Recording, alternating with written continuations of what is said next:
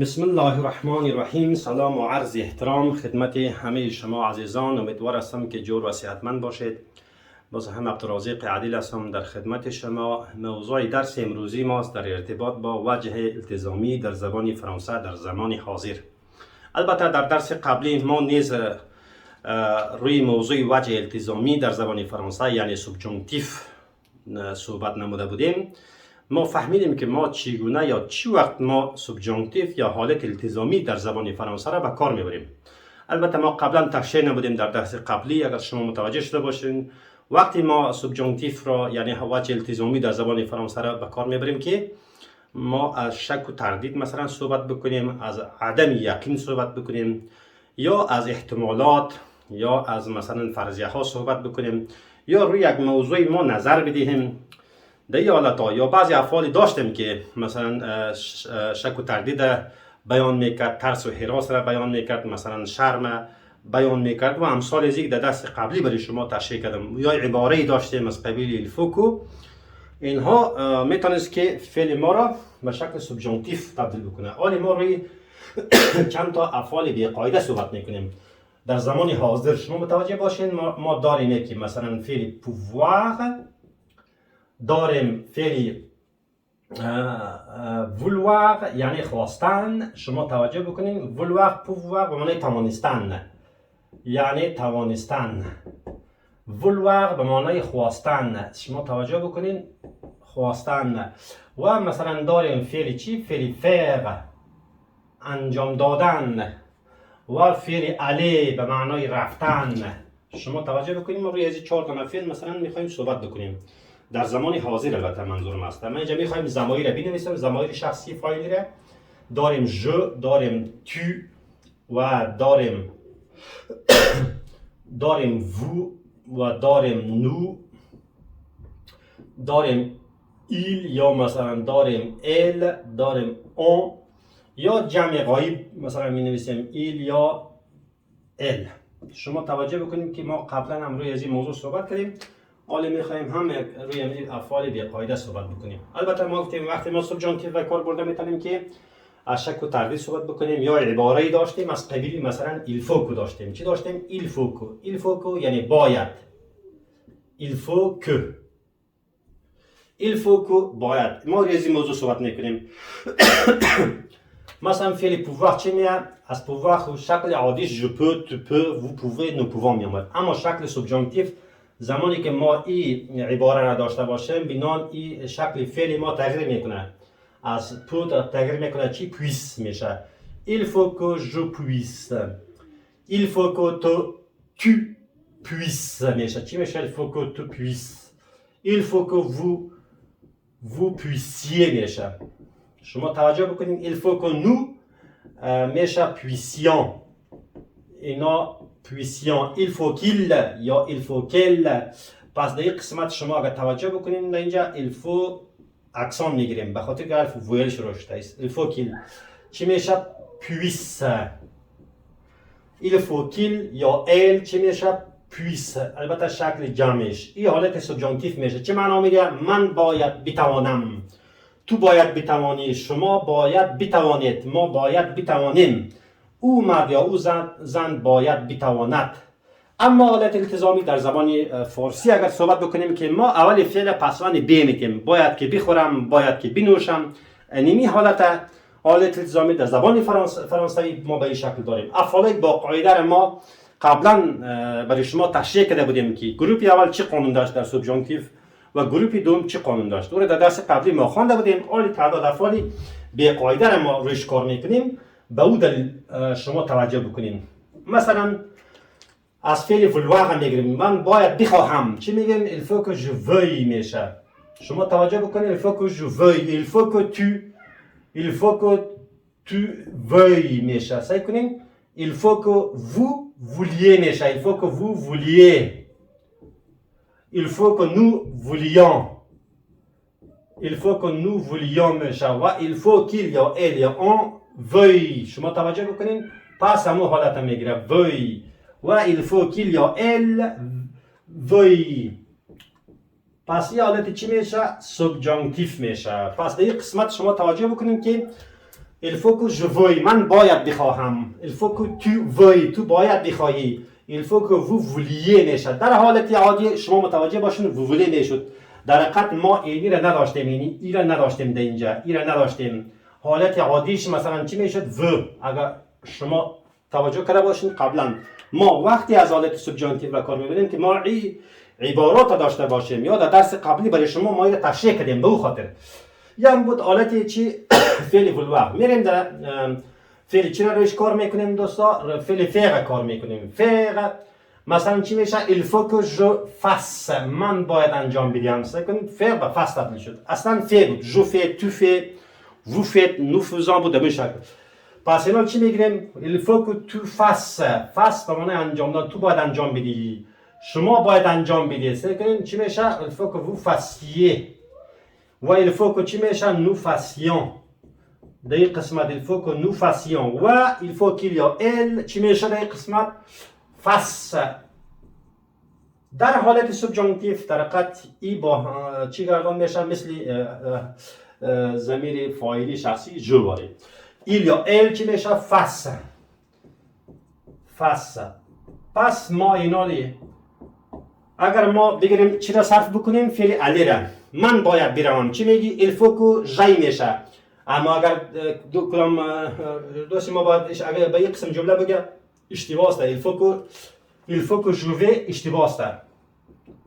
این جمله اشتباه است. به دلیل چی؟ به خاطری که ما حالت سوبژانتیو را به کار می‌بریم، حالت التزامی. ما این عبارت داریم.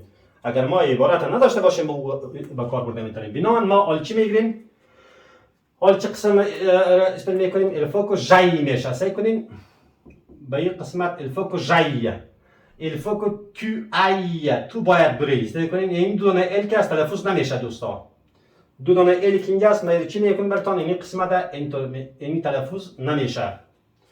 پس در دیگه سعی کنیم il faut que vous alliez میشه. اینجا ال تلفظ میشه. il faut que vous alliez. il faut que nous allions. در نو هم ال تلفظ میشه. il faut que nous allions. پس در il ال اون تلفظ نمیشه. ای میشه. سعی کنیم ای. پس در جمع چه میشه؟ در جمع همچنان ای میشه. تلفظ نمیشه دو دانه ال. ای. پس ما این قسمت اینجا چی میکنیم؟ این تلفظ نمیشه. اینجا تلفظ نمیشه. اینجا میشه. در بقیه دو دانه ال که آمده تلفظ نمیشه در حقیقت. پس تلفظ چگونه تلفظ بکنیم دوستان شما ببینید؟ il faut que je puisse. il faut que je veuille. من باید بتوانم. باید بخواهم. il faut que je fasse. من باید او را انجام بدهم. il faut que j'aille. در حقیقت اینجا شما میفهمین که چی میشه؟ وقتی که ژ اینجا بگذاریم اکسان به این شکل اکسان میگیره. il faut que j'aille. من باید بروم. il faut que tu ailles. تو باید بروی. il faut que nous allions. ما باید برویم. il faut que vous alliez. شما باید بروید. il faut qu'il elle on aille. او باید برود.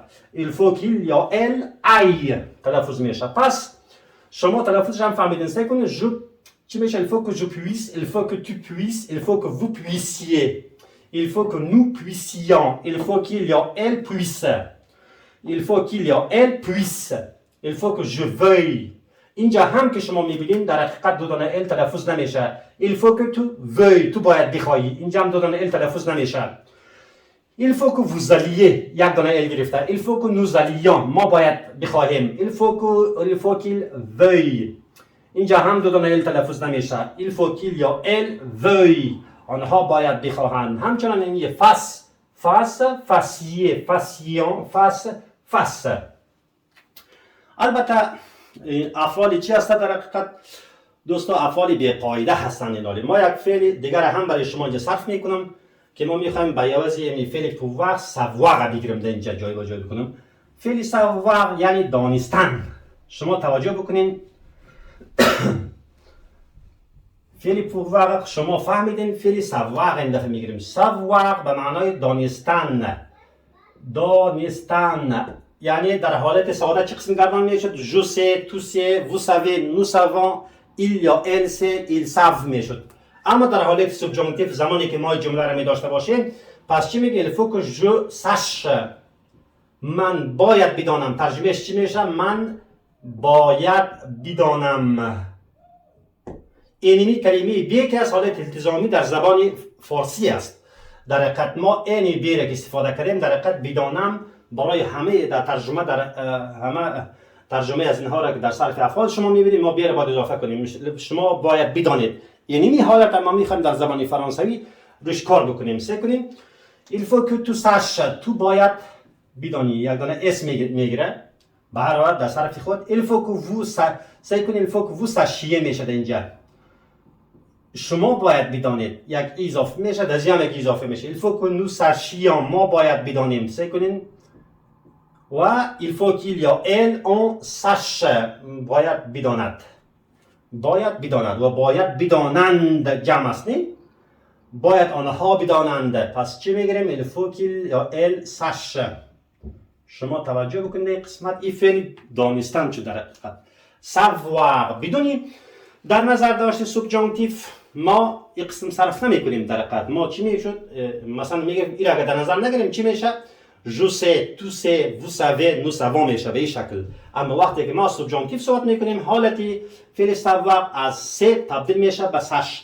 فعل vouloir که ما داشتیم از حالتی مثلا je veux سعی کنید شما توجه بکنید حالت ساده je veux بود و tu veux تو میخوای این حالت به حالت تبدیل میشه حالت سوبجانکتیو است مثلا من میدانم je sais سعی کنید مثلا tu sais تو میدانی و vous و چی بشد vous savez شما میدانید البته ترجمه شما متوجه باشین در اینجا چه قسم ترجمه میکنیم vous savez شما سعی کنید شما میدانید اما در اینجا من باید بدانم توجه بکنید کلمه حرف بیره در چیز اضافه میکنیم مثلا il faut que je veuille چی بشه من باید بخواهم il faut que je fasse باید انجام بدهم به باید باشه مثلا باید که بروم من چی میشه ترجمه اینجا سعی کنید این قسمت من مثلا میگم من باید که بروم سعی کنید کلمه بی که در اینجا بی باشه ما منظور از در فارسی اینجا بیر اضافه میکنیم در ترجمه هر وقتی که سوبجانکتیو مطرح هست ما ترجمهش به کلمه بی اضافه میکنیم تنها ما صحبت کردیم که تنها il faut هم نیست ما گفتیم روی بعضی افعال دیگه مثلا میتونستیم که رویش صحبت بکنیم در درس گذشته ما برای شما گفتم که روی چیزی که شک داشته باشیم روی چیزی که به حساب ما یقین نداشته باشیم مثلا میگیم که je ne suis ما یک جمله اینجا نوشته میکنیم که معلوم شود این قسمت پاک میکنیم مثلا سعی کنیم اگر بگم من مطمئن نیستم سعی کنیم je ne suis pas sûr پس چی به وجود آورده در حقیقت شک تردید در میان آورده که من مطمئن نیستم پس بنان ما وقتی که این را میگم هم ما حق داریم جمله بعدی ما چی باشه بعد از هر جمله که میاد در حقیقت سوبجانکتیو باشه je ne suis pas sûr من مطمئن نیستم که شما بدانید چی میگیم دو جمله نوشته میکنیم کدامش درست است اگر کسی سوال بکنه که je ne suis pas sûr سعی کنیم که je ne suis pas sûr ببخشید نوشته میکنیم که سعی کنیم که تو نوشته کنیم که تو ای این درست است که تو ای chez lui من نمیدانم که تو من مطمئن نیستم که تو خانه او بروی این درست است یا ای که je ne suis pas sûr سعی کنیم که tu vas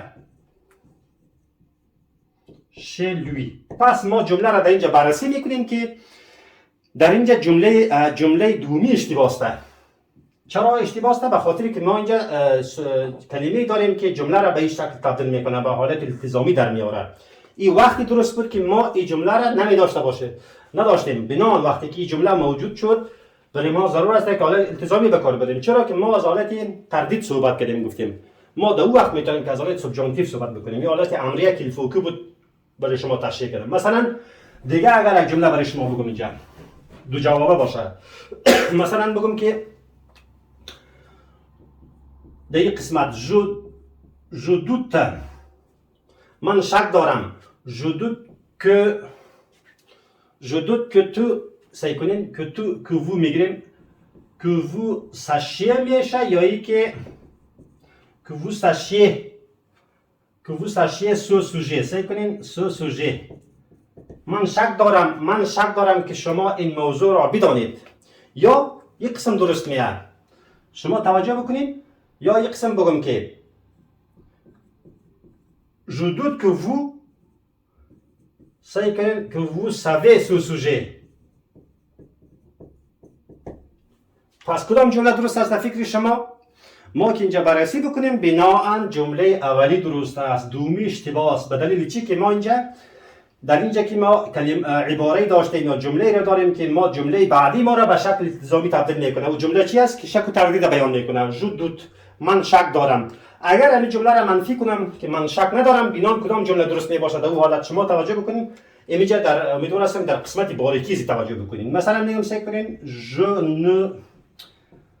je ne doute pas. اگر من این کلمه را اضافه کنم پس در جواب کدامش انتخاب میکنین؟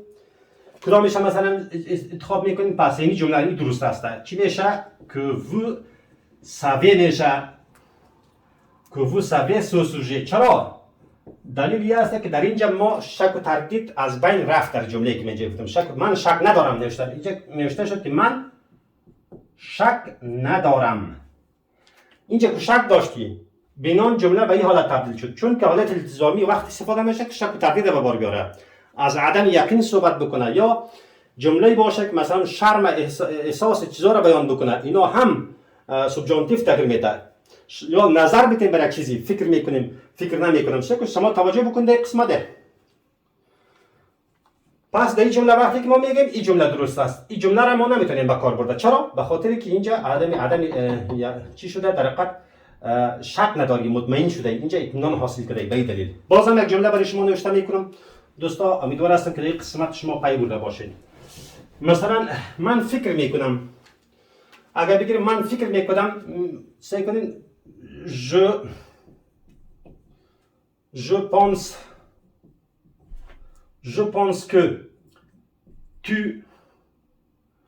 یک قسم بگم درست است. je pense que tu vas chez lui. یا بگم که je pense que tu ailles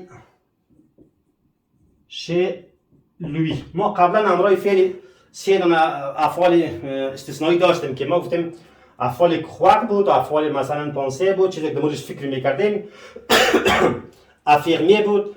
در حالت مثبت بودن شما توجه بکنید اینجا حالت بیانی چی است؟ بیانی چی اختیار کرده برای خود؟ بیانیه مثبت اختیار کرده. در این حالت اندیکاتیو میگیره. این جمله درست است نه جمله.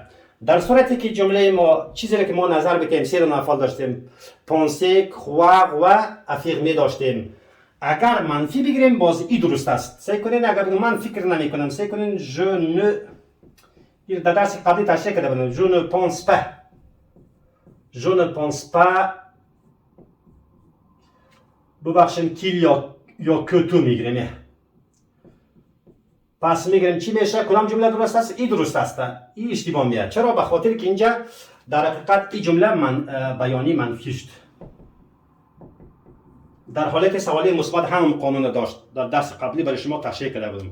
مثلا اگر یک جمله آخری دیگه هم برای شما میدم که یک ذره واضح‌تر شود.